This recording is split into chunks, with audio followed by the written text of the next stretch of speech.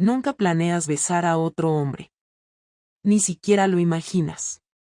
Y sin embargo, ahí estaba yo, apoyada contra una pared blanca en el baño de un coworking en el centro de Valencia, con su boca sobre la mía, su mano en mi cintura, y el corazón golpeándome el pecho como si tuviera 16 años.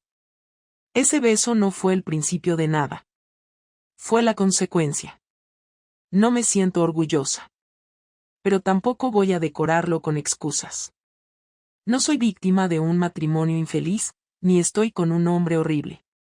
Tomás es un buen marido. Honesto, decente, trabajador. El tipo de persona que hace la compra con lista y pone el lavavajillas sin que se lo pidas. Pero hay algo que nunca entendí hasta ahora: cuando tu vida es demasiado estable, llega un punto en que el alma te pide una grieta. Yo no quería engañar a nadie. Solo quería sentir algo que no fuera rutina. Había conocido a Adrián 3 semanas antes. Vino a dar una charla en el espacio donde trabajo como diseñadora freelance. Lo típico: post-it en la pared con horarios, sillas plegables, café en vasos de cartón. Él no era especialmente guapo, pero tenía esa mirada de alguien que ha vivido más de lo que cuenta. Y hablaba de su trabajo, branding emocional, lo llamaba, como si estuviera revelando un secreto sagrado. No me enamoré de él. No aún. Pero me quedé pensando en su voz cuando me fui a casa. Esa noche, Tomás estaba viendo un documental sobre trenes en el sofá. Ni me miró al entrar. Me preguntó si había pan para el desayuno, y volvió a concentrarse en la locomotora. No lo culpo. Él no sabía que algo en mí se había activado. Que llevaba tiempo apagada, y ese desconocido, con una frase sobre la identidad visual de las marcas, había encendido algo que yo ya daba por muerto. La semana siguiente, Adrián volvió al coworking. Esta vez se sentó cerca de mí. Me preguntó por mi trabajo, por qué había elegido el diseño, si no me cansaba de trabajar desde casa. Hablamos como si nos conociéramos de antes. Me reí más de la cuenta. Él me rozó la mano cuando me pasó su tarjeta. Todo muy leve. Todo muy inofensivo. Excepto que no lo era. Los mensajes comenzaron poco después. Primero en Instagram, luego por WhatsApp. Comentarios sobre diseño, recomendaciones de libros, algún meme. Después llegaron los halagos. Nada grosero. Tienes una forma muy limpia de pensar. Me gusta cómo ves el mundo. Cosas así. Lo suficiente como para hacerme sentir especial sin parecer un idiota. Tomás no lo notaba. O no quería notarlo. En casa todo seguía igual. Cenábamos juntos, hablábamos de los niños, hacíamos planes para el puente de mayo. Pero yo ya vivía en otra frecuencia. La noche que dormí con el móvil en la mano, esperando un mensaje de Adrián, supe que había cruzado una línea. Y aún así, no pasó nada físico. Todavía no. Hasta el día del beso. No fue premeditado. Estábamos los dos en el baño del coworking porque la sala se había quedado sin papel y él fue a buscar un paquete de repuesto. Entré detrás, sin pensarlo, con la excusa de ayudar. Y de repente estábamos a 10 centímetros. Respirando el mismo aire. Yo dije algo estúpido, ni recuerdo qué, y él me miró como si supiera que ya no había vuelta atrás. Me besó. Yo respondí. No fue torpe. No fue apresurado. Fue eléctrico. Salí de allí con las piernas temblando. No por el beso en sí, sino porque por primera vez me di cuenta de que quería más. No a él, necesariamente, sino a esa versión mía que acababa de despertar. Esa Marta que no tenía miedo. Que no era solo madre, ni esposa, ni diseñadora freelance. Era una mujer viva. Esa noche, me duché 2 veces. Una por fuera. Y otra por dentro, repasando todo lo que había sentido. No había remordimiento. Había adrenalina. Eso me asustó más que el beso. Tomás notó algo. Claro que lo notó. Me preguntó si me pasaba algo. Le dije que no. Me acarició la mejilla y dijo, «Estás más guapa últimamente». Me dieron ganas de llorar. Porque lo dijo como quien felicita por una receta. Sin deseo, sin curiosidad. Pasaron días. Adrián no volvió a besarme. Pero los mensajes se hicieron más intensos. Más peligrosos. Empezamos a jugar con el doble sentido. A imaginar escenarios. A cruzar límites sin tocarnos. Hasta que un día me escribió. ¿Te has preguntado alguna vez cómo sería una noche entera sin relojes? Ese mensaje me persiguió todo el día. En casa, Tomás hablaba sobre cambiar la caldera. Yo pensaba en relojes. En noches sin tiempo. En cuerpos que no tuvieran que esconderse. En mí, siendo otra. No sé en qué momento decidí que iba a pasar. No fue una decisión, exactamente. Fue una rendición. Como si algo en mí dijera, ya está. Ya no puedes seguir pretendiendo que esto no está ocurriendo. Le mentí a Tomás por primera vez en serio el viernes siguiente. Le dije que tenía una cena con unas compañeras del coworking. Se ofreció a llevarme en coche. Le dije que prefería ir en metro, así podía volver cuando quisiera. Me dio un beso en la frente. Ese gesto tan suyo, tan de marido predecible. Y me fui. Adrián me esperó en la puerta de un hotel boutique del Carmen. Vestido con camisa oscura, sin colonia, con una sonrisa tranquila. No dijo nada. Yo tampoco. Subimos en silencio. No te voy a contar lo que pasó en esa habitación. No por pudor. Sino porque no fue ahí donde pasó lo importante. Lo importante fue después, cuando él se durmió y yo me quedé mirando al techo, con una lágrima bajándome por la mejilla. No de culpa. De alivio. De miedo. De saber que ya no había marcha atrás. Al volver a casa, Tomás dormía en el sofá. Había dejado una serie puesta. Me senté a su lado. Le observé los pies descalzos, la postura encogida, los ronquidos leves. Y sentí un dolor que no supe dónde colocar. No por lo que había hecho, sino por lo que iba a perder. Porque lo peor de engañar no es el acto. Es darte cuenta de que ya no eres quien eras. Que la versión tuya que vivía tranquila, segura, predecible, ha muerto. Y que no hay forma de enterrarla sin arrastrar a otros contigo. Y esto, amiga, esto recién empieza.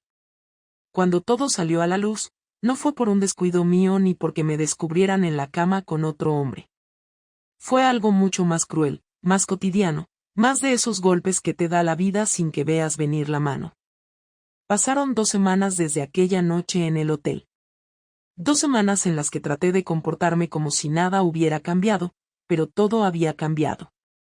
Tomás seguía siendo el mismo, con su manera metódica de hacer el café cada mañana, su forma de doblar las camisas antes de meterlas en el armario, su costumbre de ver el telediario con una taza de té en las manos.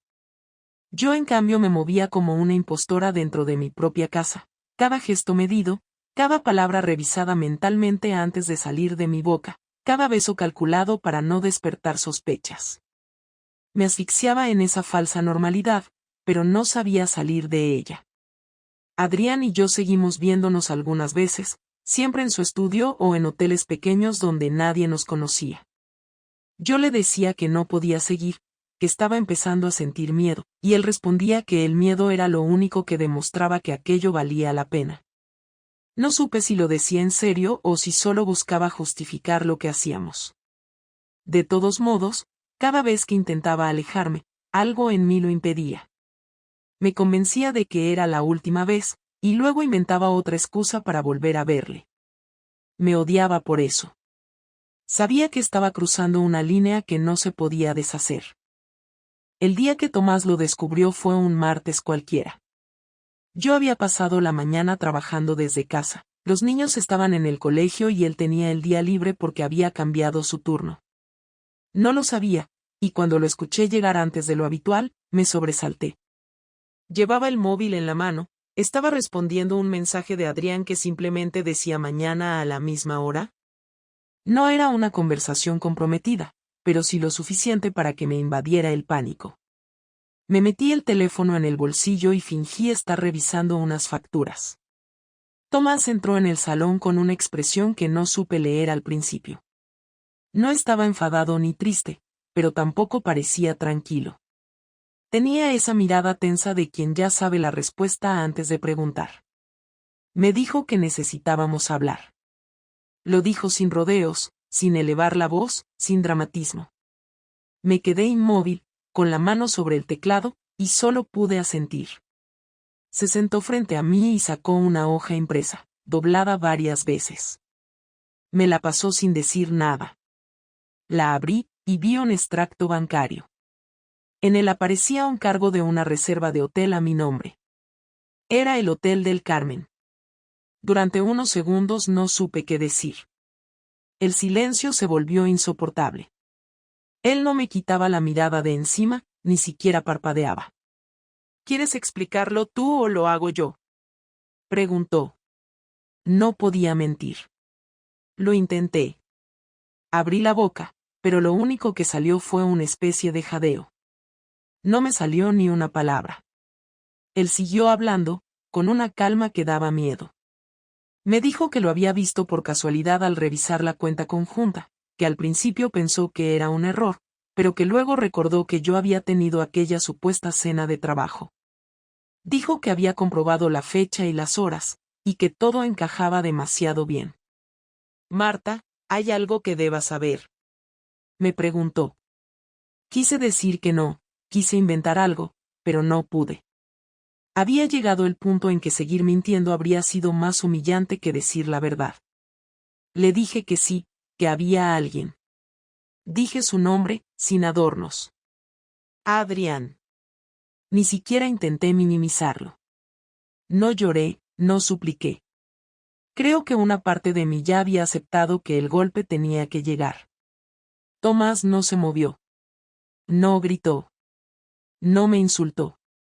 Se limitó a respirar hondo y apoyar los codos sobre las rodillas. Se pasó las manos por la cara y dijo una frase que me dejó helada. Pensé que si alguna vez me pasaba algo así, me pondría a gritar o a romper cosas, pero no.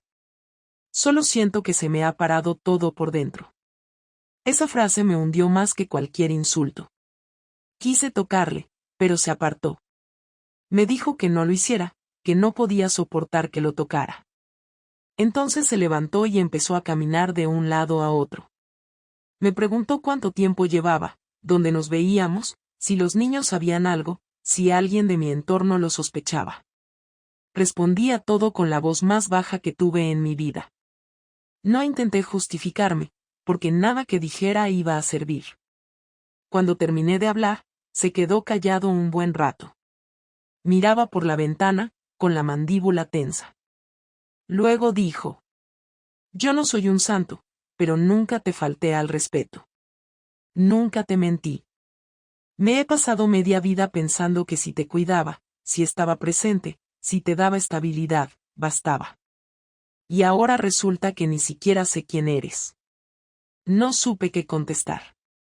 Le dije que lo sentía, que no podía explicarlo. Me miró como si mis palabras fueran ruido. Claro que puedes explicarlo, Marta. Lo que no quieres es hacerlo. Se marchó sin decir a dónde iba. Cerró la puerta con una calma que me pareció peor que un portazo. Yo me quedé allí, sola, mirando el extracto bancario sobre la mesa. No lloré hasta que anocheció. Durante los días siguientes, Tomás apenas me habló. Dormía en el sofá. Me pedía las cosas con frases cortas, precisas, frías. No era violencia, era ausencia. Y eso dolía más. Los niños no entendían nada. Lucía, que ya tiene 14 años, me preguntó por qué papá dormía abajo. Le dije que estaba cansado, que necesitaba silencio. Me odié por esa mentira, pero ¿cómo explicarle algo así a una adolescente? Adrián me escribió varias veces. Me pidió que me calmara, que las cosas se podían arreglar, que si quería podíamos desaparecer unos días. No le contesté. En ese momento, ya no sentía deseo por él, solo un cansancio enorme. No quería verlo, ni escucharlo. Me di cuenta de que no había sido amor, ni siquiera pasión. Había sido un escape, una reacción a una vida que me resultaba vacía, pero que no necesitaba destruir para llenarla. Me di cuenta tarde. Una noche, Tomás volvió a hablarme. Lo hizo sin ira, como si estuviera agotado. Me dijo que había pensado en todo, que no sabía si podía perdonarme, pero que necesitaba entender. Me preguntó si lo amaba. No supe qué responder. No porque no lo amara, sino porque ya no sabía qué significaba amar después de haber traicionado. Le dije que lo quería, que me importaba, que no quería perderlo. Eso no responde a lo que te he preguntado, dijo él. Callé. Se levantó, fue a la cocina, se sirvió un vaso de agua y volvió a mirarme. Voy a hacer algo que quizá te parezca una locura, dijo. No voy a echarte de casa. No todavía. Quiero verte vivir con la culpa un tiempo. Quiero que sientas lo que se siente al estar frente a alguien que sabe la verdad y te sigue mirando. Esa frase me dejó sin aire. No por crueldad, sino por lo calculada que era. Era su forma de castigarme sin gritar. Quedarse. Obligarme a convivir con el reflejo de lo que había roto. Durante las semanas siguientes, viví en un infierno silencioso. Compartíamos la misma mesa, pero no los mismos ojos. Hablábamos de los niños, de las facturas, del supermercado. Nada más. Cada noche, cuando escuchaba el ruido del sofá desplegándose, sentía una punzada que me recordaba que esa distancia era mi obra. La primera vez que intenté acercarme a él, fue un viernes. Me senté a su lado y le pedí que me dijera si aún había una mínima posibilidad.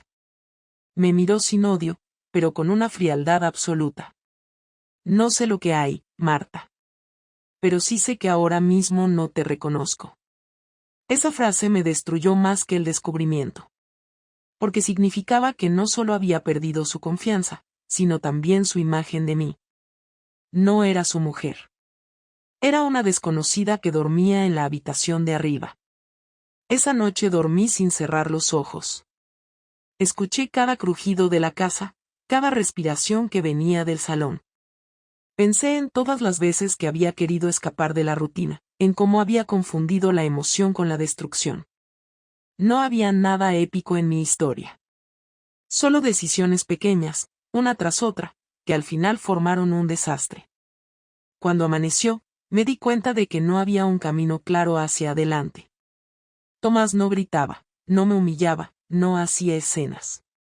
Pero su silencio era una sentencia.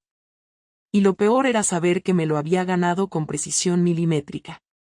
La vida en casa continuó, pero ya no era la misma. Yo tampoco lo era. Y aunque todavía no lo sabía, lo peor estaba por llegar. Porque Tomás, cuando decidió vengarse, lo hizo con la misma calma con la que me había amado durante 15 años. Y eso, lo cambiaría todo. Nunca imaginé que Tomás fuera a vengarse. Creía que su estilo era el de los hombres que se tragan el dolor, que lo guardan en el estómago hasta que se les convierte en una úlcera. Pensé que preferiría convivir con la traición en silencio antes que mancharse las manos en algo tan bajo como una represalia. Me equivoqué. Su forma de devolver el golpe fue metódica, paciente, calculada. Y justamente por eso me afectó más que cualquier reacción impulsiva. No me gritó, no rompió nada, no desapareció de casa. Decidió quedarse, y en esa decisión estaba escondido todo el veneno que nunca supe que tenía dentro. La primera señal de que algo estaba en marcha fue sutil. Un día, sin previo aviso, cambió la contraseña de la cuenta bancaria conjunta. Cuando intenté entrar para revisar los movimientos del supermercado, me apareció un error. Al preguntarle, me respondió con total normalidad que, dado que ya no había confianza, había decidido separar las cuentas. No me consultó, no me explicó más. Lo había hecho y punto. No pude reprocharle nada. Yo había roto la confianza antes. Pero ese fue el primer paso. Un pequeño aviso de que la relación ya no estaba en nuestras manos, sino en las suyas. Después vinieron los silencios más largos. No el silencio incómodo del enfado, sino uno nuevo, más estratégico. Hablábamos exclusivamente de los niños o de asuntos prácticos. Cada intento mío por recuperar algo, aunque fuera una conversación banal, era esquivado con una precisión fría. No me insultaba, no me ignoraba, simplemente no me daba espacio. Yo ya no formaba parte de su mundo emocional. Estaba fuera, observando desde la ventana de una casa que seguía siendo la mía, pero que ya no sentía como tal. Una mañana de sábado, mientras él preparaba el desayuno para los niños, me crucé con un sobre en la entrada. No tenía remitente, pero estaba dirigido a mí. Dentro había una copia impresa de una conversación que había tenido con Adrián semanas atrás, mensajes que ya no estaban en mi móvil, mensajes que yo misma había borrado. No eran explícitos, pero sí lo suficiente como para dejar claro el tono íntimo que había entre nosotros. Al verlo sentí un frío en el estómago. Me costó respirar. Subí corriendo al dormitorio con el sobre en la mano y lo confronté. ¿Qué es esto, Tomás? Le pregunté sin rodeos, mostrando las hojas. Él ni siquiera levantó la vista del café. Papel. Papel con tinta, dijo sin emoción. ¿De dónde lo sacaste? Eso no importa. Lo importante es que lo leí, y que ahora lo tengo yo. ¿Para qué? Para asegurarme de que no me tomas por tonto. No lo hice por eso. Lo hiciste por ti. Porque necesitabas sentirte viva o especial o lo que fuera. No me interesa tu motivo. Solo quiero que sepas que ya no puedes controlar lo que venga después. Me quedé en silencio, sintiendo que cada palabra suya era una advertencia. Él no quería hablar. Quería que yo entendiera que ya no jugaba con ventaja. Que él también podía manipular las reglas. Desde ese día, su actitud cambió aún más. Comenzó a salir sin avisar. A veces no volvía hasta bien entrada la noche. Nunca daba explicaciones.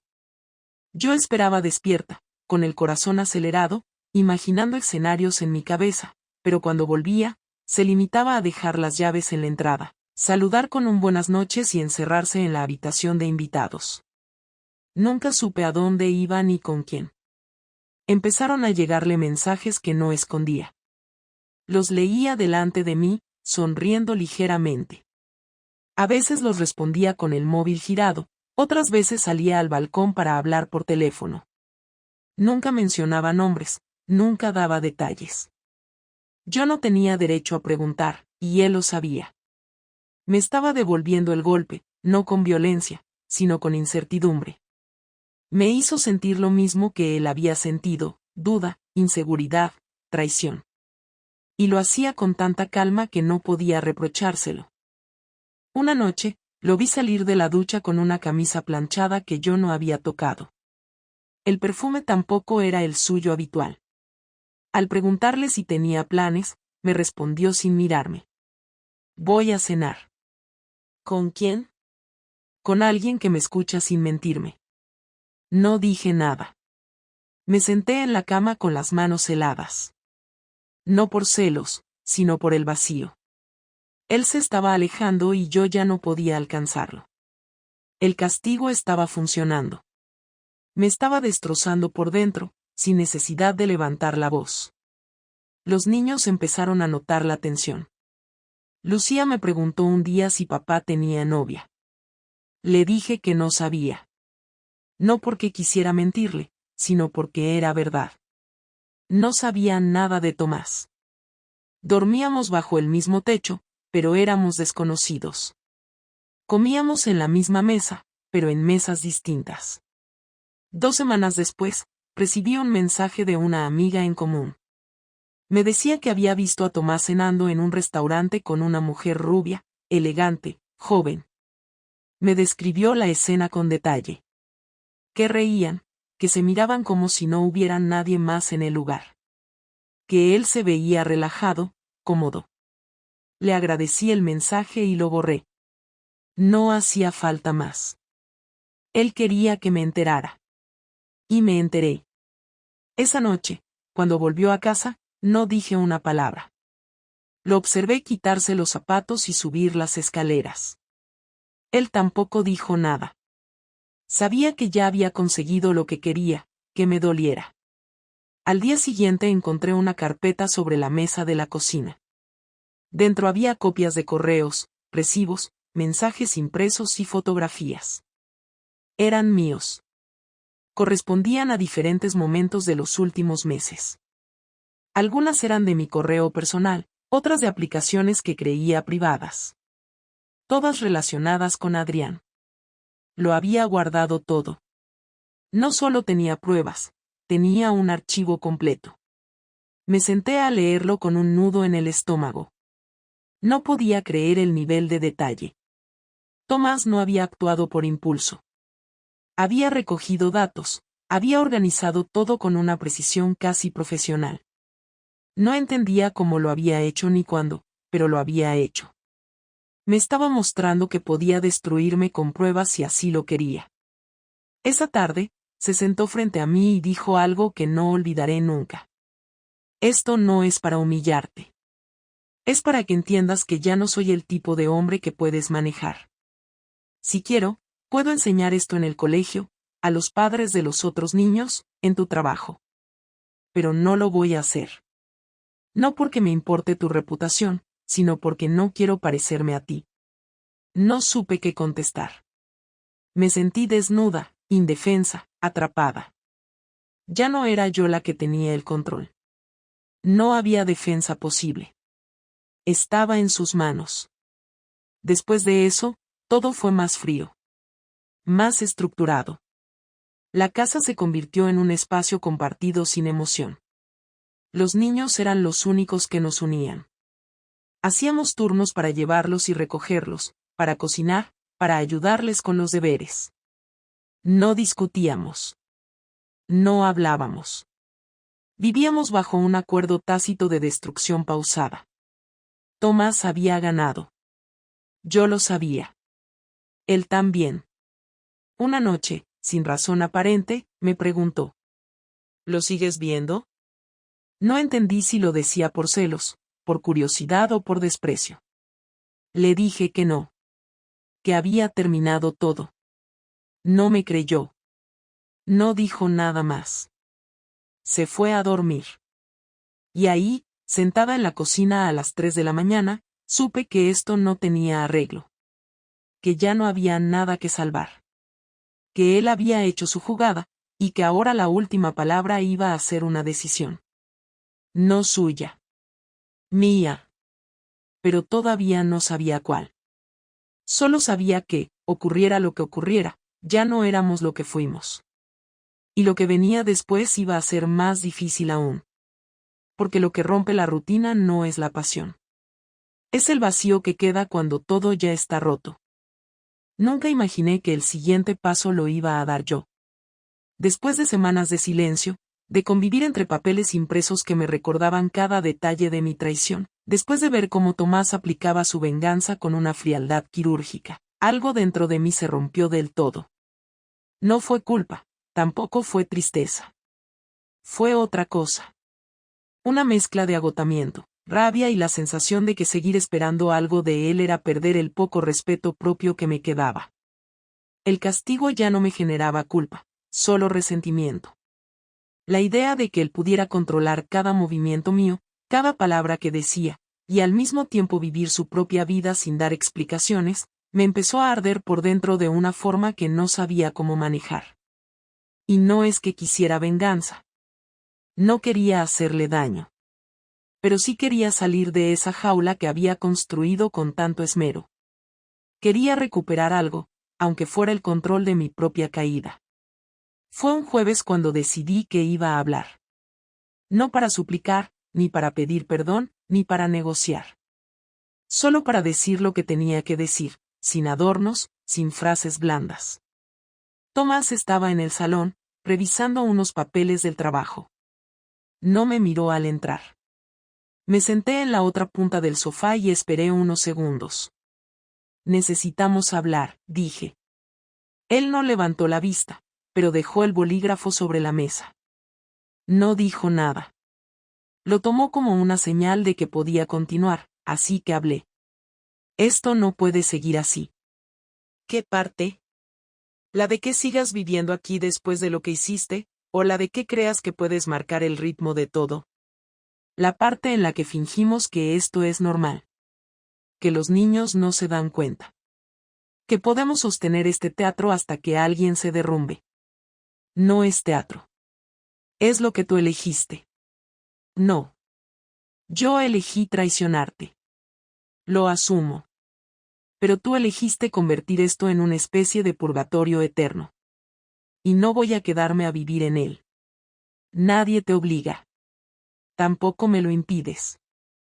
Y eso es lo peor. Por primera vez en semanas, me miró directamente. Había algo en sus ojos que no era ni odio ni tristeza. Era una mezcla de decepción profunda con resignación. Entonces, ¿qué propones? ¿Que volvamos a lo de antes? ¿Que lo olvidemos todo y vayamos a terapia? ¿Eso quieres? No quiero volver a nada. No se puede volver. Lo que quiero es que hablemos claro. ¿Tú me odias? No. No te odio. Me das pena. Perfecto. Entonces lo que queda es decidir qué hacer. Porque esta convivencia no es vida para nadie. ¿Quieres separarte? Quiero una decisión. Si tú no la tomas, la tomaré yo. Se quedó callado. No porque no tuviera respuesta, sino porque sabía que lo que dijera ahora iba a marcar un punto de no retorno. Respiró hondo, se inclinó hacia adelante y juntó las manos. Vale. Hablemos con claridad. Si dependiera de mí, te echaría. Pero hay niños de por medio. Y aún no tengo claro cómo quiero manejar eso. Así que lo que quiero es que sigas aquí, pero bajo condiciones. ¿Qué condiciones? Que no me mientas más. Que no te comuniques con ese imbécil. Que no uses esta casa como base de operaciones para tu doble vida. Y que, cuando llegue el momento, firmes lo que haya que firmar sin discutir. ¿Eso es todo? Eso es lo mínimo. ¿Y tú? ¿Vas a seguir haciendo tu vida a escondidas? ¿Con tus cenas y tus mensajes? Mi vida ya no es asunto tuyo. Igual que la tuya dejó de serlo cuando cruzaste esa puerta de hotel. No supe qué decir. Había una lógica cruel en sus palabras que no podía discutir. Había perdido el derecho a exigir transparencia en el momento en que yo misma la rompí. Me levanté sin decir más y salí del salón. Pero esa conversación marcó el inicio de algo. Por primera vez, las cosas estaban en la mesa. Ya no era una guerra fría.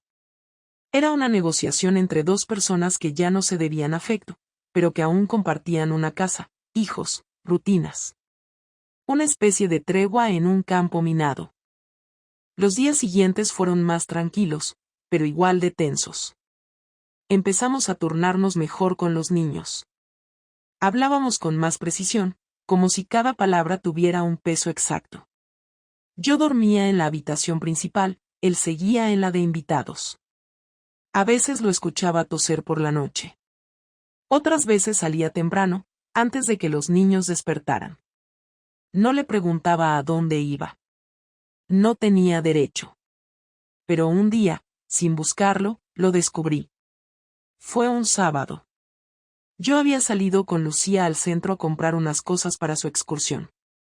Al volver, pasamos por una heladería cerca del barrio. Y ahí estaba él. Sentado en una mesa al aire libre, con la misma mujer que me había descrito mi amiga semanas atrás. Rubia, delgada, con una sonrisa que se le caía de la cara. Él se reía. No como en casa. No como en las últimas semanas. Se reía de verdad. Lucía no lo vio. Yo sí. Me detuve por un segundo. No porque me doliera verlo así, sino porque en ese momento entendí que ya no había vuelta atrás. No dije nada. Caminé en silencio hasta casa. Cuando llegamos, Tomás ya estaba allí. Había llegado antes.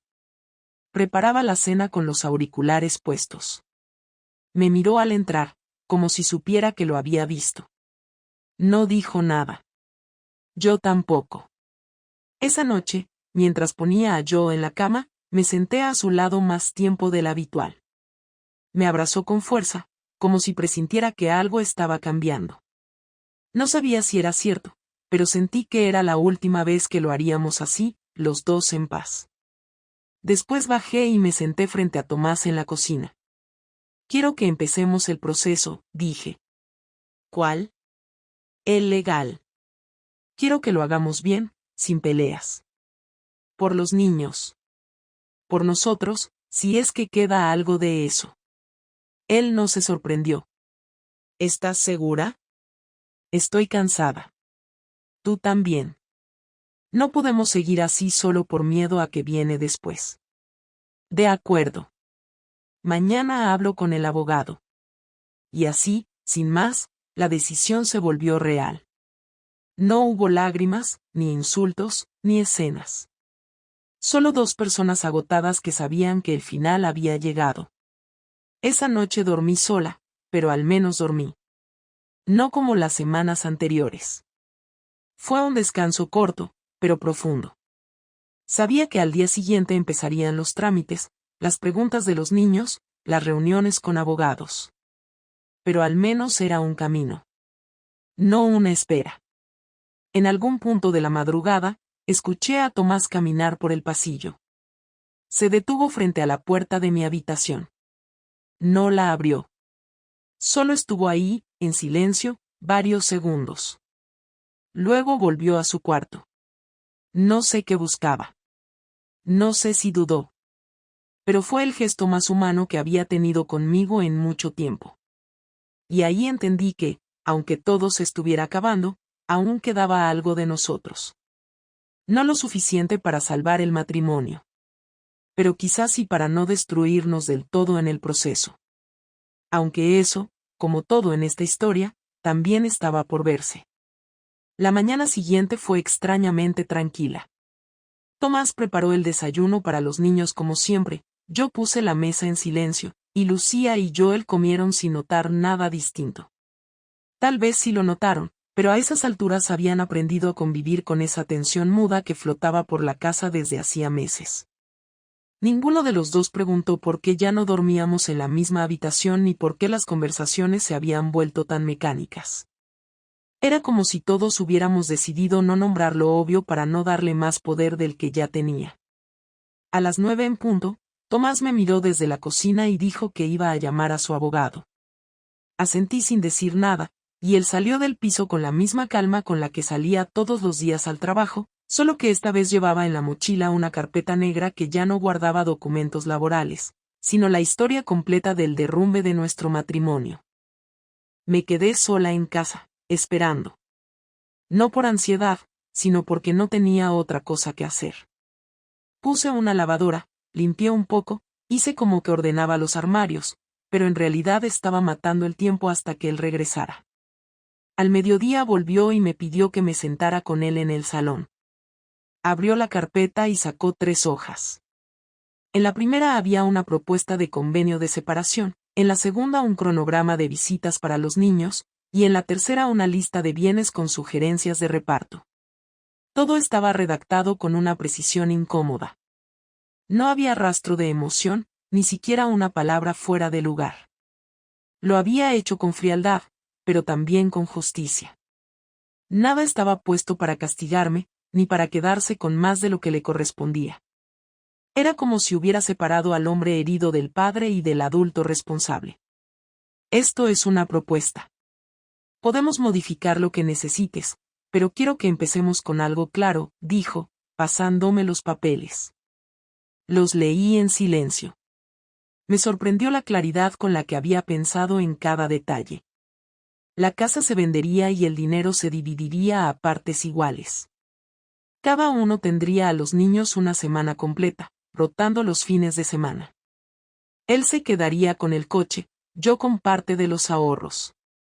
No había espacio para discusiones ni reproches, y por eso mismo sentí que el documento pesaba más que cualquier insulto. No le pregunté por qué había sido tan justo. Lo sabía. No quería dejarme nada para reclamar. Quería que todo terminara sin necesidad de volver a verme más de lo necesario. Firmamos el primer borrador esa misma tarde. Fue tan sencillo que me pareció irreal. Había pasado más tiempo eligiendo una escuela para los niños que cerrando 15 años de vida compartida. Al terminar, Tomás guardó los papeles en la carpeta y me preguntó si podía recoger algunas cosas de la habitación que antes compartíamos. Le dije que sí. Lo vi subir sin decir nada, y escuché cómo abría los cajones, cómo cerraba las puertas del armario, cómo bajaba las perchas con el mismo cuidado que ponía en todo. No dejó nada tirado, ni olvidó nada a propósito. Recogió lo suyo, bajó con una maleta y un par de bolsas, y me dijo que pasaría esa noche en casa de un amigo. Me quedé sentada en el sofá mientras salía por la puerta sin mirar atrás. Esa noche fue la primera que pasé sola en la casa desde que todo había comenzado. Los niños estaban con mis padres porque habíamos acordado que queríamos un par de días para reorganizar todo antes de explicarles lo que iba a pasar. Yo no dormí. No porque tuviera miedo ni tristeza, sino porque necesitaba quedarme en silencio, sin distracciones, pensando en cómo habíamos llegado hasta ahí. No me sentí víctima ni me compadecí de mí misma. Sabía lo que había hecho. Sabía lo que había provocado. Pero también sabía que en algún momento Tomás decidió que ya no me quería salvar, y eso, por muy justificado que estuviera, me dolía más de lo que podía asumir en voz alta. Al día siguiente, quedamos para hablar con los niños. Nos reunimos en casa de mis padres y los sentamos en el salón. Tomás tomó la palabra. Lo hizo con un tono sereno, sin rodeos, sin adornos. Les dijo que papá y mamá habían tomado la decisión de separarse, que no era culpa de ellos, que los amábamos igual que siempre, que iban a seguir viendo a ambos, que íbamos a hacer todo lo posible para que sus vidas cambiaran lo menos posible. Joel no dijo nada. Tenía los ojos muy abiertos y no apartaba la vista del suelo. Lucía, en cambio, rompió a llorar. Dijo que lo sospechaba, que ya no éramos los mismos, que no quería que papá se fuera. Intenté acercarme para abrazarla, pero se apartó. Tomás la tomó de la mano y le dijo que no se estaba yendo de su vida, que seguiría siendo su padre todos los días. A mí no me miró ni una sola vez durante toda la conversación. Esa noche, ya en casa y con los niños dormidos, abrí el portátil y escribí un mensaje a Adrián. No lo había hecho en semanas. Le escribí solo una frase: ya está hecho. No me contestó de inmediato. Al día siguiente, me respondió con un mensaje breve, frío, cortante. Me preguntó si necesitaba algo, si estaba bien, y luego añadió que estaba en un momento complicado y que quizás no era el mejor momento para seguir viéndonos. No me sorprendió. Me lo esperaba. Lo había intuido desde hacía días. Lo nuestro no tenía cimientos, solo instantes robados. Y ahora que ya no había nada que esconder, ya no tenía ningún sentido. No contesté su mensaje. Lo borré, y con él borré todo el chat. Fue lo único que hice sin pensar dos veces en mucho tiempo. Las semanas siguientes fueron duras. Organizamos la mudanza, vendimos la casa, buscamos nuevos pisos. Los niños se adaptaron como pudieron. Yo me preguntaba por su padre a todas horas. Lucía se volvió más distante conmigo. Me culpaba, aunque nunca lo dijo abiertamente. Sabía que me miraba diferente. Como si hubiera perdido algo que no iba a recuperar. Tomás, por su parte, no mostraba ni rencor ni amabilidad. Era pura distancia. Nos escribíamos por temas de los niños, compartíamos calendarios, y ya. Nada más. Una tarde, al recoger a Joel del colegio, me encontré con Tomás en la puerta. Estaba hablando con otra madre. Se reían. Se notaba una complicidad que me resultó difícil de ver. No era que sintiera celos, no exactamente. Era más una incomodidad profunda. No me molestaba que él siguiera con su vida. Me molestaba no formar parte de ella. No saber si era feliz, si le dolía algo, si pensaba en lo que tuvimos alguna vez.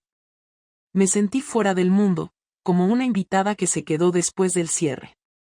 Esa noche, después de acostar a los niños, me serví una copa de vino y me senté en la mesa de la cocina. Pensé en todo. En el día que conocí a Tomás, en nuestra boda, en los veranos con los niños, en las peleas tontas, en las reconciliaciones sin palabras. En todo lo que destruí, en todo lo que él dejó que se destruyera. No llegué a ninguna conclusión. Solo sentí el peso de una vida que ya no era la mía. Una vida que había terminado, no de golpe, sino por desgaste. Por errores encadenados, por palabras que nunca dijimos, por momentos que ignoramos hasta que ya no había cómo volver. No lloré. No esa noche. Llorar no iba a devolverme nada. Solo me quedé ahí, sentada, esperando algo que no sabía si iba a llegar. Tal vez una señal, tal vez un pensamiento claro. Tal vez, simplemente, aceptar que esta era mi nueva vida. Que lo que viene ahora, sea lo que sea, iba a depender solamente de mí. Porque ya no había nadie más que decidiera por mí, ni para bien ni para mal. Y eso, aunque no lo entendía del todo, era el verdadero inicio.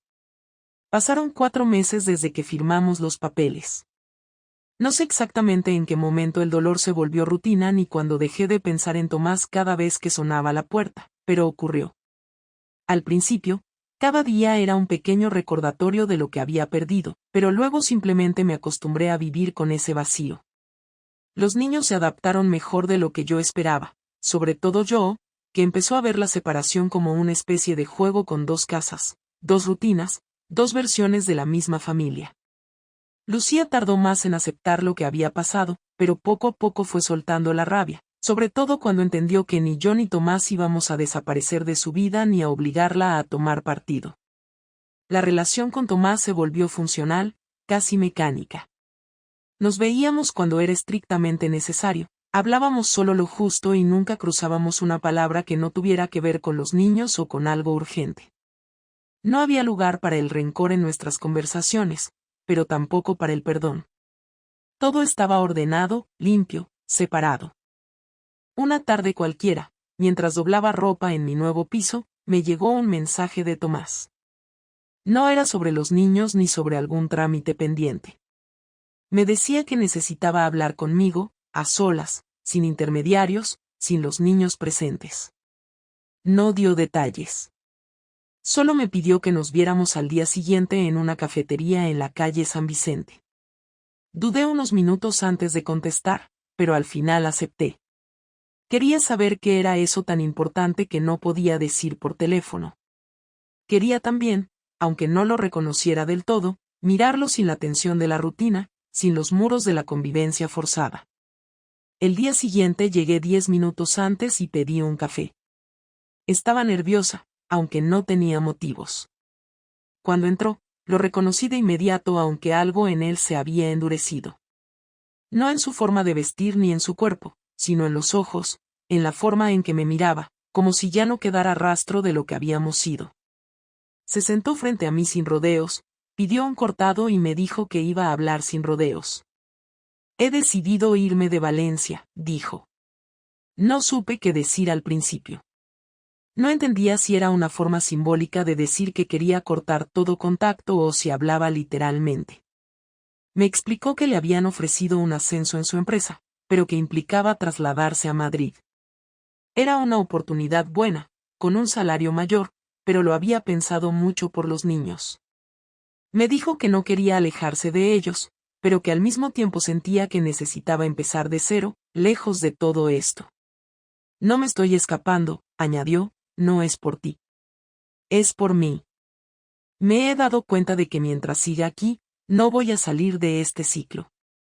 Le pregunté qué pensaba hacer con los niños, cómo iba a manejar las visitas, los calendarios. Me respondió que no pensaba irse de forma permanente, que vendría cada 2 semanas, que su idea era que los niños pasaran las vacaciones con él, que lo organizaría para que fuera lo menos traumático posible. No discutí. Sabía que estaba hablando con claridad, que no había improvisación en sus palabras. Lo había pensado. Solo me quedaba aceptar lo que venía. ¿Por qué me lo cuentas así?, pregunté al cabo de un rato. Porque, aunque todo haya terminado, siento que al menos merecías enterarte antes que los demás. Asentí sin decir nada. Agradecí el gesto, aunque no sabía si lo hacía por mí o por su propia conciencia. Nos quedamos un rato en silencio, cada uno con su café, mirando por la ventana como si necesitáramos tiempo para digerir lo que acababa de decirse. Luego él preguntó algo que me pilló desprevenida. ¿Estás bien? Era la primera vez que me lo preguntaba desde todo aquello. No supe qué responder. Me quedé mirándolo, intentando entender si era una pregunta real o solo cortesía. Al final le dije que sí, que me estaba acostumbrando, que no era fácil, pero que estaba mejor.